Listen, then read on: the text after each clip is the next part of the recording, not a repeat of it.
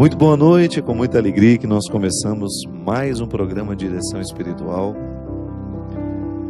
Eu tenho como convicção de que a maturidade, ela pode ser percebida à medida em que nós vamos tendo um olhar mais abrangente. Você pode observar que todas as vezes que nós estamos visitados, por exemplo, pelo sofrimento, o nosso olhar costuma ficar muito restrito. A gente só enxerga aquele ponto de dor, seja uma dor emocional, seja uma dor física. E por incrível que pareça, o sofrimento, quando ele nos atinge, parece que ele faz um movimento em nós que nos faz retroceder às vezes na maturidade. É claro que o sofrimento nos amadurece, mas às vezes a gente precisa de uma experiência de distanciamento dele, para a gente poder alcançar a maturidade que ele nos traz. Porque no momento em que ele está acontecendo, nem sempre nós conseguimos ser maduros o suficiente para que a nossa visão seja mais abrangente. A gente só enxerga o que nos faz sofrer. E é por isso que nós necessitamos tanto de pessoas que nos ajudem a ampliar o olhar. Eu acredito, minha gente, que a nossa maturidade ela vai nos dando este benefício, além dos muitos outros, né? Porque nada pode ser mais saudável a nossa vida emocional, a nossa vida espiritual, até mesmo a nossa vida física, que a nossa maturidade.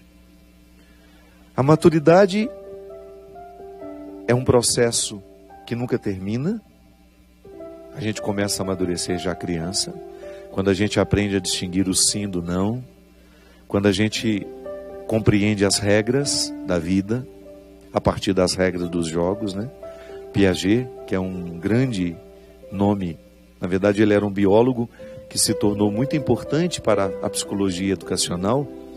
Ele dizia que não adianta você querer ensinar a uma criança as regras morais do certo e do errado, com histórias muito complexas.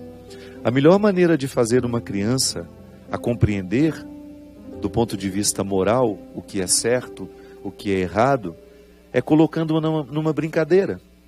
É o lúdico, é o jogo que nos ensina as regras da vida. Então, quando você põe uma criança para brincar com outras crianças e estabelece regras para aquela brincadeira, isso pode, isso não pode, ela naturalmente vai conquistando essa maturidade, essa capacidade de distinguir o certo do errado. Ela amadurece ali. Então, em algum momento da vida, nós começamos a amadurecer. A gente começou a sair de nós. Porque o que é o amadurecimento? É uma capacidade de estar em si, que a gente nunca deixa de estar em nós, para depois você lançar um olhar para o outro. Não dá para fazer o contrário, do olhar de fora vir para dentro, não.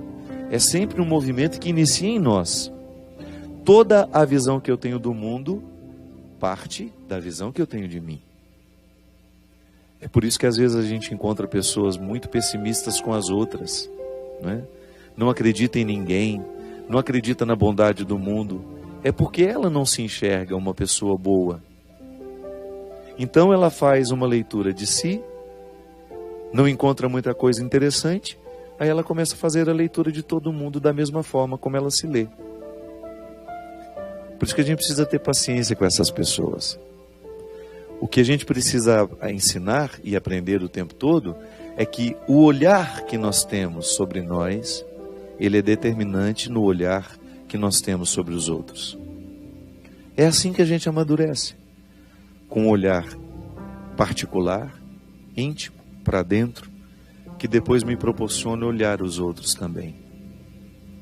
E as nossas relações humanas, elas vão ficando muito mais saudáveis à medida em que este olhar que me joga para dentro e que depois me devolve para o outro é maduro.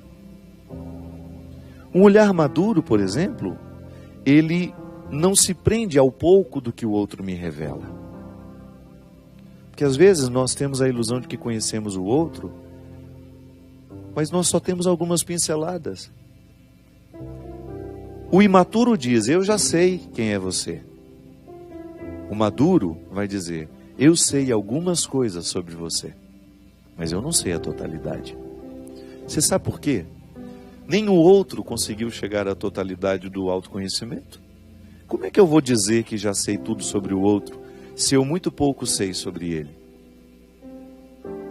Nós estamos, por exemplo, numa época em que a gente se comunica com muita facilidade. Então, muito facilmente também a gente tem opiniões sobre as coisas, sobre as pessoas. E muitas vezes ali, no momento em que a gente emite as nossas opiniões, nós não fazemos outra coisa senão demonstrar a nossa imaturidade, a pressa em dizer. É impressionante como hoje nas redes sociais uma pessoa é facilmente crucificada por uma notícia que saiu sobre ela. Uma notícia que nós nem sabemos se corresponde à verdade, porque a notícia pode ser distorcida. Ou então alguém viu um detalhe daquela pessoa e classifica aquela pessoa a partir do detalhe que viu. Isso é imaturidade. E é por isso que a maturidade combina muito mais com o silêncio. Não tenho o que dizer ainda. Preciso formatar a minha opinião. E pode ser que eu chegue à conclusão de que eu não tenha condições de dizer nunca alguma coisa sobre aquele fato, por causa dos limites que eu possuo de não ter conhecido o fato como ele merecia ser conhecido, para que eu tivesse uma opinião sobre ele. Você já imaginou como a gente conviveria melhor se a gente deixasse cair por terra essas pretensões? De achar que sabemos tudo sobre o outro, de fazer os nossos julgamentos de forma tão apressada sobre os outros, de enclausurar os outros nas nossas opiniões, nos nossos achismos. Tanta gente achando nos dias de hoje, tão pouca gente sabendo de fato. Nós somos imaturos quando nós não somos capazes de compreender o outro como totalmente outro. Isso é uma linguagem filosófica que pode parecer difícil, mas não é não. O Christian, boa noite meu amigo, seja bem-vindo. O Christian, eu tenho conhecimento de algumas questões da vida dele, já nos conhecemos há muito tempo. Eu era padre recém-ordenado, morava em Belo Horizonte, ele estava lá paquerando a Camila, né? Estava namorando com ela já, não estava? Naquela época? 2001, 2002, por aí. Christian lá em Belo Horizonte, há tanto tempo nós estamos aqui juntos nessa missão, com o programa de direção espiritual, mas por mais que eu conheça o Christian, ele continua sendo para mim totalmente outro, sabe? Isto é, a minha razão não abarca, a minha razão não pode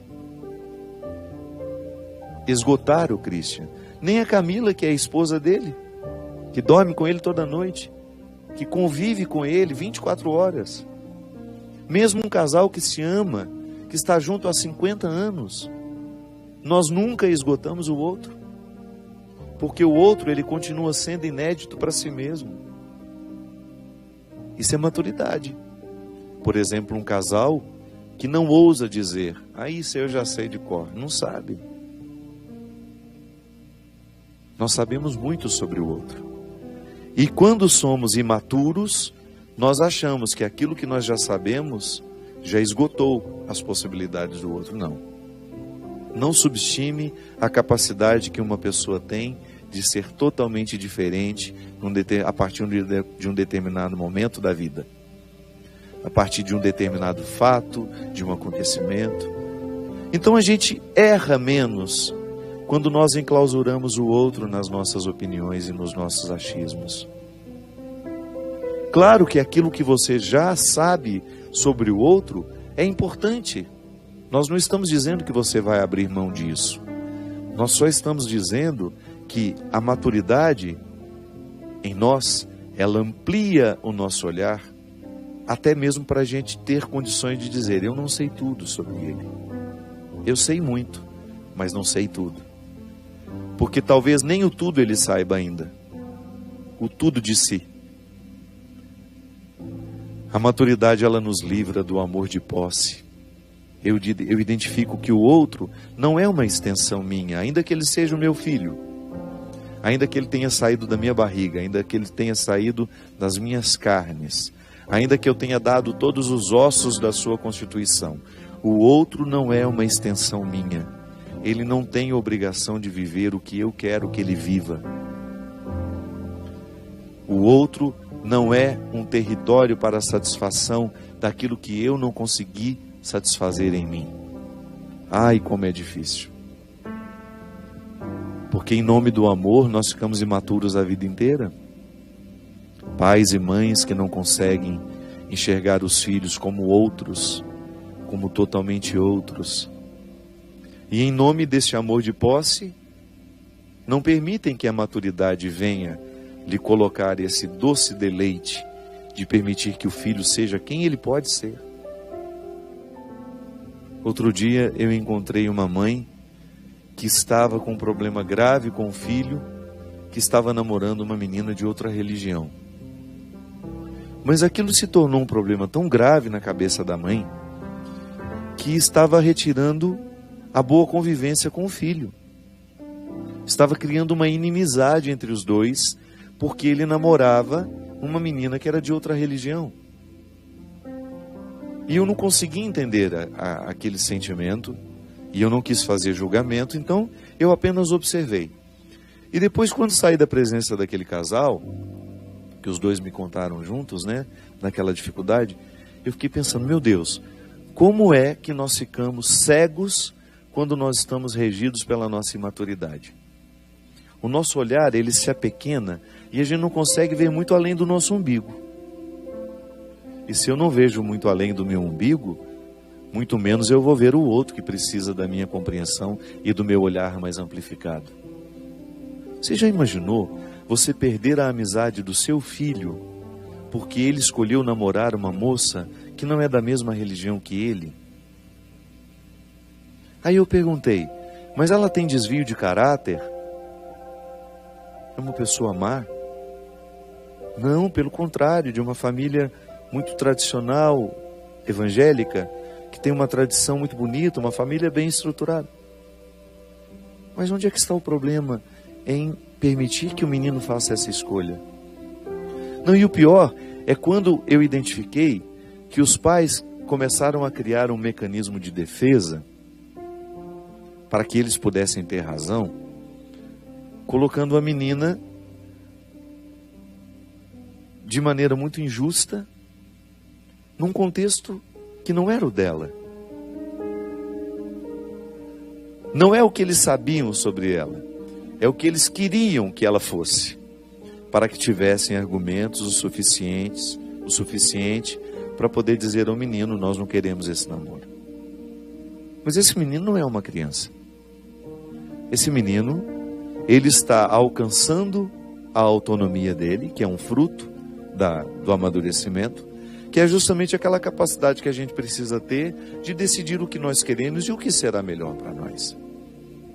Maturidade é eu olhar para um filho que eu criei, descobrir que ele decide coisas diferentes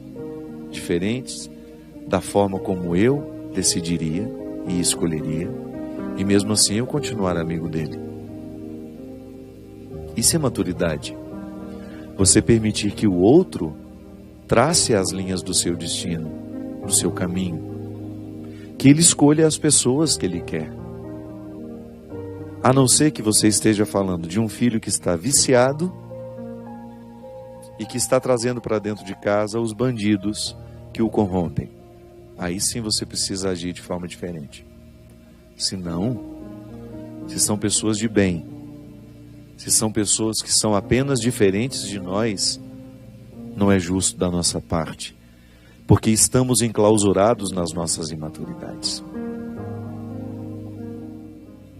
Eu me sinto muito feliz quando eu encontro pela minha vida algumas pessoas que se dizem, padre, eu não sou católico, eu nem cristão sou, mas eu gosto de acompanhar o seu programa. Isso me faz muito feliz, sabe por quê? Eu sei que o meu gueto é o grupo católico, é o cristão, até mesmo muitos evangélicos que me assistem.